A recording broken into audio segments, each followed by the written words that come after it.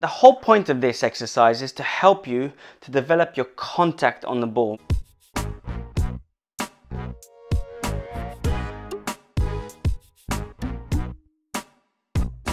Hi everyone, and welcome to the eBaTT tutorial. So you may be wondering from the title, how can a pencil help me develop the spin on my serve, especially the pendulum serve? Although it can help you with other elements, with other aspects of serves, but pay attention to why using a pencil and a piece of paper can really help you with your technique and elevate spin on the ball when you're serving. I think a lot of us struggle with this element, so I'm going to give you today 3 tips that are going to help you, potentially help you, obviously you have to practice, with your serve and take your game up a little bit, especially when you're stuck at home like most of us across the globe right now. So what a lot of us do when we're serving, we tend to hit through the ball. So I'm going to try and demonstrate here on the carpet, where when I hit through the ball kind of travels forward, doesn't have any energy on it, doesn't have a lot of spin.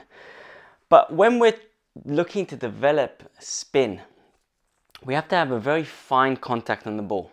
Okay, so if I do a very thin contact, you see the ball comes back to me there. So this is creating backspin, the ball's coming back to me. If I create side spin, then the ball swerves to the side. Now, you have to understand, to enable you to do this, you have to have fine timing. Okay, so tip number 1 is basically take a pencil, piece of paper, try and have quite a sharp pencil. Now, the whole point of this exercise is to help you to develop your contact on the ball. We're going to pretend that the piece of paper is the ball and the pencil is your bat or racket in some countries. And your aim is to have very fast arm speed, but at the same time contact the piece of paper thinly, because if you contact it heavily, you'll tear through the piece of paper. So have a little look. I'm here, I go fast, very fast. You should hopefully see some lines there. Do it again. Okay, now I'm going to go a little bit lower on the piece of paper and show you what happens if I go slow. If I go slow, I won't be creating these lines there. I need to be going fast to create the lines. And that is the speed that I'm looking to generate when I'm doing a pendulum serve or any serve, even with my backhand. If I do a backhand serve, I need to whip very fast. So I'm here and I whip fast, and that creates the lines.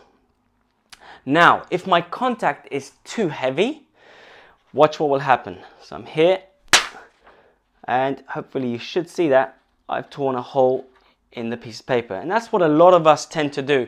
We serve and the contact is very heavy on the ball, which then we're hitting through it rather than caressing it and creating that spin. That fast arm speed is so crucial, but at the same time, the contact has to be so light. Okay, so as I mentioned, you're looking to caress the ball. A very, very thin contact on any serve that you do, whether it's backhand or hammer serve or tomahawk, some people call it, a pendulum serve, a reverse serve. Every single serve has to have a very, very thin contact. Notice what I'm doing there with my finger. I'm caressing the finger instead of hit the finger. Same concept on the ball. Caress the ball instead of hit it. Tip number 2 is understanding the follow-through. A lot of us don't quite understand this concept, and it's not so easy to explain and fully grasp, but I'm hoping this demonstration will help you. So let's say this is your bat, you're starting, you're serving, bang, and then you've got lots of momentum towards the ball. In this section here at the beginning, you want to be going relatively slow, but you're in motion, so you're moving. Before point of contact, then you're accelerating once again. As you hit the ball, the follow-through is very minimal. You need to have very fast arm speed at point of contact, Then the follow through is up to me. I can do a lot of follow through if I want, potentially to disguise, or if I do a lot of follow through for no particular reason, it's not really helping me. If I'm moving in a different direction, then I'm definitely looking to disguise the point of contact on the ball.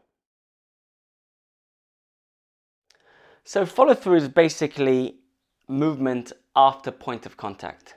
It is so important for you to have a movement which is at its fastest speed when it contacts the ball. So there's no point in me having really fast speed here and then slow speed after and contacting the ball. Some players, they go really fast, they decelerate and they contact the ball, and then you're not going to generate a lot of spin.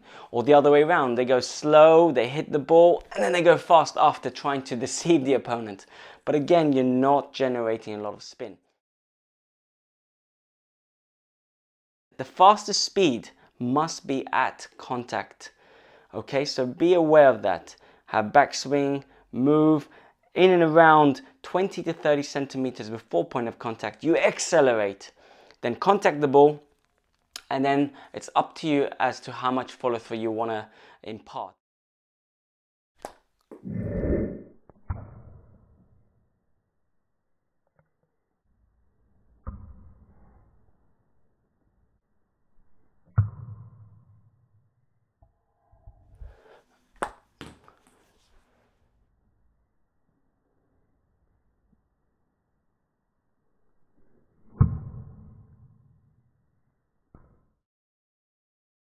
Do you have a short follow through or a long follow through?